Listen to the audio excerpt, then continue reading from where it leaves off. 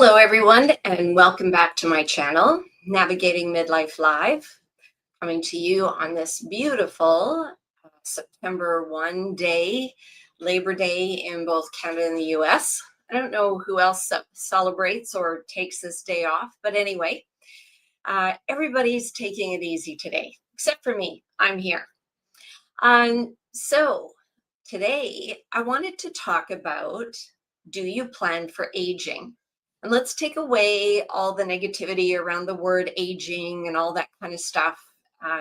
There's always controversy around what word to use, but let's just use it in the context of getting older. What is your plan for getting older? And typically, most people talk about they plan for retirement. Of course, probably when you're a kid, who knows? I mean, maybe some children actually sit down and plan. There are children like that. But most of us start to think about it, once we leave home or once we're out of college or university and we're working. And we think about retirement. We think about what our plan is for relationships. Do we want to be in a relationship? What does that look like? Do we want to have children? Most of us plan for vacations or holidays away, and we save diligently to be able to go on those vacations. So there's all types of things that we plan for. But what I find so common is that people don't talk about the plan for aging. It's great to plan for your retirement, save that money, all that type of stuff. But if you're not putting in a plan for how you want to feel in retirement, I know a lot of people and people that I've worked with, some of them either died shortly after retirement, some of them have reached retirement and they don't have optimal health. And if you haven't thought about this, you're not alone. There's a lot of people that don't think about this. We take our bodies for granted when we're young. When we're young, we're invincible. We can stay up late. We can get up early. We can work really long hours. We maybe don't need to exercise as much. And then things do start to change. And I remember when I was younger, my mom always used to say to me, well, my mom and other people used to say to me, oh, just wait till you hit 40. Everything will change. Of course, they never talked about perimenopause and how that was going to change. It was just wait till you hit 40. That was always the line, that everything will change. But then, and it's true. It is true that when we hit 40, our bodies do start to change. And this isn't just for women, this is for men as well. Men go through changes as well. And because their bodies work differently, the changes are different than what they are with women. But our bodies aren't as resilient once we start to get a little bit older. And we still might have a good run for another 5-10 years. And then all of a sudden we do start to feel things. And that's when it's like, oh my gosh, yeah, I don't have the energy that I used to have. Or I just don't recover as quickly as I used to from certain things. I used to be able to pull those all-nighters and socialize and then get up early and be at those early morning meetings. Hey, I was a road warrior in the last part of my corporate world, and that was me. It's like, you can sleep when you die. There was a lot of people that I said that to. And I mean, jokingly, and this is way before, I realized that I really needed to start to look after my health. But I'll share a story with you, a personal story. My dad passed away at 62 years old. And I'm really grateful that he did do things in order to, he kind of semi-retired around, I think it was around age 47. And then and then sort of fully retired. I I'd have to think about that for a second, but he fully retired, a number of years later. And unfortunately, he passed away at 62. His health was not good. And there's various reasons why it was not good. but he was very diligent about saving money and making sure that he had money for him and my mom for their retirement. And so that was a very big part of the focus for him. And when I saw that, I was 27 at that time when my dad passed away. And just it hit me. It's like, my dad's only 62. And, when you're 27, 62 seems like it's so far off, but it hit me really hard because I did see the last number of years of his life that he wasn't healthy, that he didn't feel that great. And, he was sometimes in the hospital for various things, and he just didn't have the energy. He put on a very brave face, but he wasn't the energetic dad that I knew years before that. So I made a decision, or not a decision. I just It really struck me, and I just said, that is not going to be me. That is not going to be me. I am not going to have my father's health. I am going to do the things that I need to do to have a healthy, strong body. I want to age well. And my mom was always very healthy. She really had very few health problems until she got rheumatoid arthritis. But even through that, we worked on things for her to make sure that her body was strong, that she had the energy, that her joints weren't disfiguring. And then, especially when I took my training as a nutritionist, I was even more involved in her overall health and nutrition plan at that point, based on the things that I knew. But I always sort of focused on, I'm going to be like my mom. I want to have my mom's health. Of course, when she had a major stroke 6 years ago, I'm like, cancel that. I want to have better health than my mom. And that is my goal. I mean, now that I know all of these things based on my family history, there's definitely things that I'm doing to make sure that I'm supporting my body as best I can. So let's get back to this subject of aging. I was like anybody else in the corporate world. I was driving myself. I wanted to, climb that corporate ladder, saving my money, involved in the various plans of saving money at work, those types of things that, share ownership plans, all those types of things. So I was very focused on that. But I was also very focused on achievement within the corporation that I was working for. And even though I said back at 27 that, I was going to do everything to make sure that I had good health going forward, come age 45, I was 30 pounds overweight. Now, for me, I did not feel good. But here's the thing, it creeped on little bit by little bit. It was 5 pounds. Oh, gee, this outfit's tight. I think I need a newer outfit. So I'd go out and I'd buy new clothes. Gee, this is a little tight. Well, I guess I need another new outfit. So I would just keep buying new clothes, new suits to fit the body I was growing into. And as I say, 45, I stepped on the scale one day and I said, wow, that's 30 pounds. Like that, I don't feel good. I don't like what I see in the mirror. But most of all, I just didn't feel good. I didn't feel good body wise. I didn't have the same amount of energy. Extra 30 pounds on my body was a lot of weight to carry, and it affected everything that I was doing. So I made a decision right then and there that I was going to start to release that weight. Okay, that was fine. I did things. I tightened up my eating, got away from eating the desserts.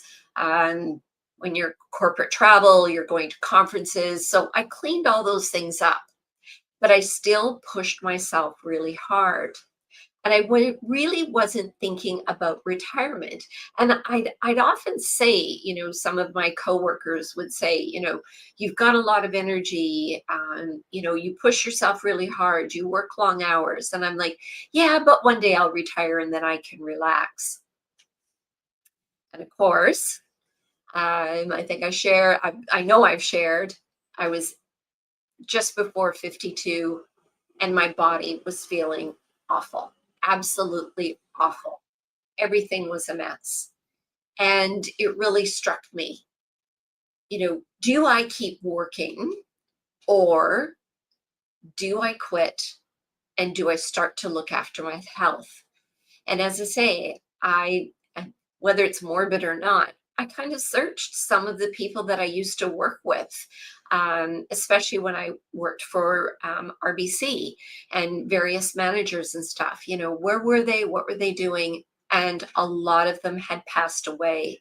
A number of them had had cancer and various other things, autoimmune diseases. With aging, gaining weight, and I know I've talked about this before, so it'll be a bit of a broken record, but gaining weight is not a fact of aging. Autoimmune diseases are not a fact of aging. They are a fact of lifestyle. There is something that's going on within your environment, whether it be internal or what the environment that you're working in, emotionally, physically. Autoimmune diseases are not a fact of aging. I've had a lot of clients and I've worked with couples at times, and it's very interesting how the wife or the woman is very concerned about her health and wanting to make sure that she's going to be healthy to have children, or be healthy to be around for her children to support him, where the husband or the male is in the thought of, well, I've got to work really hard. I've got to do all these things so that I can provide for my family. And I asked one of my clients straight out, okay, you're planning for this to make sure you've got enough money. Have you planned for your health? Like, this is not sustainable, what you're doing. And the rate that you're going, you're a walking heart attack. And for most men, they just shrug that off. Well, this is what I need to do. This is what I need to do for my business. This is what I need to do for my family. And I get that. I totally get that. But getting to retirement and then not feeling good, being, as I say, having an autoimmune disease, having, really bad arthritis, um, those things are going to inhibit the life that you're going to live. So why don't we plan? And I think a big part of it is we're born into this body, and we just kind of live with it. We live life, we do whatever we want to do, and we accept what our body is experiencing, that this is a normal process. And I'm also going to share, and I know I've shared this before, but as I say, sometimes you have to continue to repeat things. When my body broke down at age 52, I was terrified. I really was terrified that I had an undiagnosed autoimmune disease. And I thought, is this my future? I've worked all these years, 34 years, and is this my future? That I'm going to be in constant pain and aching and just not have a good digestive system. I was worried about that because my dad had a really troublesome digestive system. And I just thought, wow, like, what's happening to me? So that really scared me. And I did everything possible to figure out how I could heal my body. And I did. I did while I went to school. I just applied everything that I learned to heal my body. And I just turned 64 on August the 23rd. And I'm like, wow, I am 64. I do not feel 64. And I feel way better, 1,000 times, 1,000,000 times better than I felt at age 52. And that's because I put a plan in place. I put a plan in place to revive my health. So I'm not judging anybody. I'm not criticizing. I'm not saying, you've done wrong because you've let this happen to your body. I do get that we all want to achieve certain things in life. I am no different. But achieving those things without having good health, what's the value? And, there is I'll probably mess it up and I can't remember who said it, but, we make money so that, we can, live life later on. But then, when I'm totally messing it up. But then when we hit that point that we've made enough money to actually retire, now we're spending money to maintain our health with a lot of drugs and those types of things, medications to just allow us to live each day to feel half decent. Life does not have to be that way. Aging is not a prerequisite for feeling unwell, for feeling achy, for being overweight or carrying excess weight that doesn't make you feel good. There's things that you can do. And I will always say, as long as you are breathing, there is hope. And that's what I hung on to when I was feeling so awful. I just kept saying, I'm still alive. There is hope. There's something, I just know there's something that I can do to feel better than I do right now. I had no idea that I would feel like I do now. So, what are some of the things that you can do? So, I wrote some notes here just because sometimes, I forget things. I get on, I get on a bit of a rant. Have you noticed that? So, create a vision for yourself or for your health. And I guess that's what I kind of did when I was 27 when my dad passed away. I created this vision that I was not going to lead an unhealthy life, or I was not going to be unhealthy, that I was going to have good health. And when I reached 62, I mean, I'm 64 now, and I'm like, wow, this is like my dad passed away at this age. It really struck me when I hit age 62 that my dad was that young when he passed away. There's also a role for nutrition. And hey, I am like anybody else. There's things I love. I know I've shared. I love all kinds of sweets, the pastries, the cookies, the tarts, the muffins, the cakes, all those things. I love them. Absolutely love them. But I've also made them an occasion. It's something, yeah, did I have some stuff on my birthday? Absolutely, I did. I enjoyed it on my birthday. And then just said, okay, now time to go back to not eating those things again. And I can make all kinds of healthy things and all that type of stuff. I can't have gluten, so of course I have to use nut flours. Well, even though they're pretty healthy, they can still pack on the pounds over time. Movement. I talk about this endlessly, how important movement is. And there's so many people that are in desk jobs. People get the walking tracks and stuff like that to work. Those don't work for me. I can't do that. I need to sit. I get very, very focused on what I'm doing, and walking and typing and all that kind of stuff. That just doesn't work for me. But that's why I make a plan 3 days a week to go on resistance train. And then the other days, getting in some decent walks. I try to aim for, anywhere between 5,000 and 8,000 steps on the days that I'm not doing resistance training. So movement is very important, and for so many reasons. And I've shared that previously. Lifestyle choices.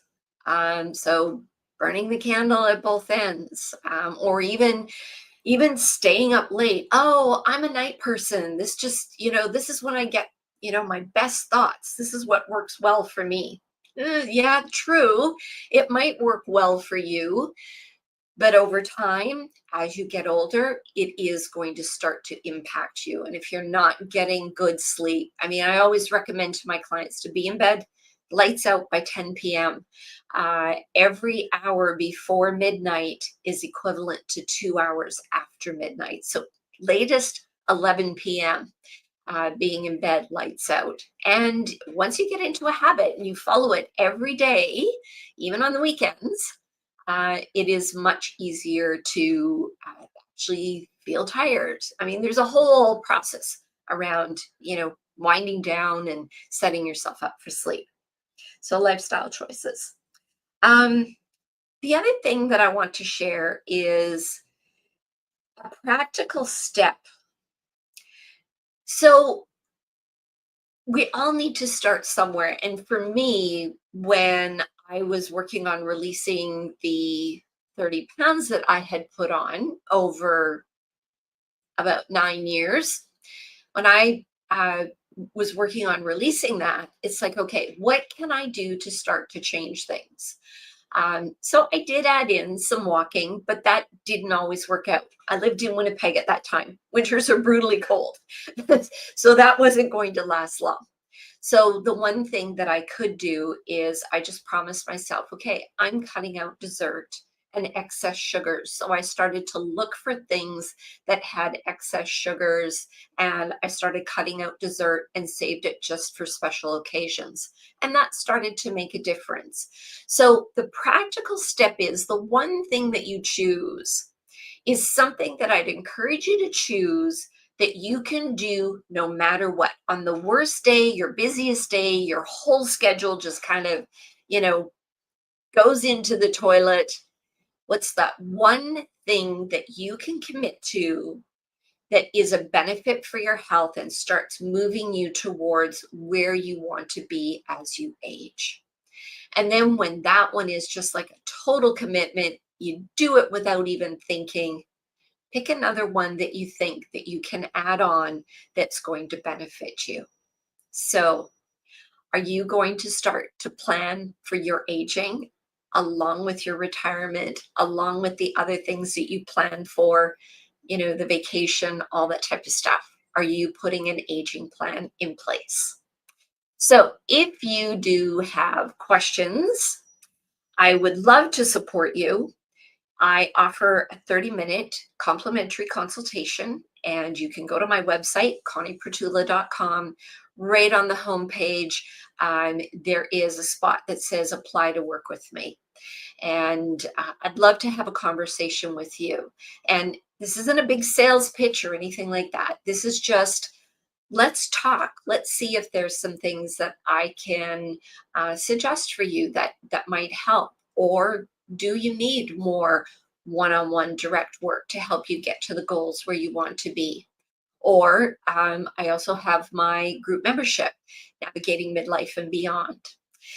So I'll leave that with you. I'd love for you to like and subscribe, help to grow my YouTube channel. Share this with somebody that you think needs to hear this message. And yeah, aging, we can age well and we can age healthy. And it's something that I'm very passionate about. I'd rather you go into these years feeling strong and empowered so that you can enjoy life, whatever that might be. Playing with your grandchildren, going on those trips of a lifetime that you've waited so long to be able to enjoy, doing a hike you love to do, or even doing a hobby. I mean, our even doing hobbies requires our bodies to feel good. And when we don't feel good, who wants to do that hobby? So thank you very much for joining me. Thank you for listening to my rant. I'm off my soapbox now. I hope you enjoy the rest of this beautiful September 1st, Labor Day Monday. And please join me. Oh, I also want to make a little announcement.